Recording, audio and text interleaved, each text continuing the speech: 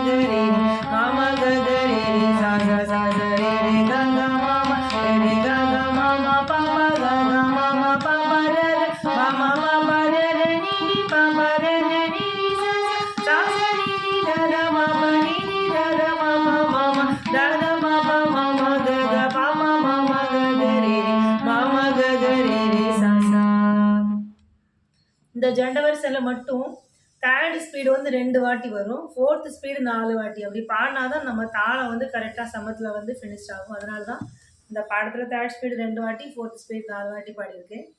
Okay, practice பண்ணுங்கள். Thank you.